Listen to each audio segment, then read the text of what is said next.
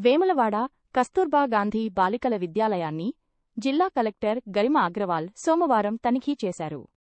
హాజరు రిజిస్టర్లు, కిచెన్లోని కూరగాయలు, పండ్లు, గుడ్లు, పప్పులు, బియ్యం నాణ్యతను పరిశీలించారు.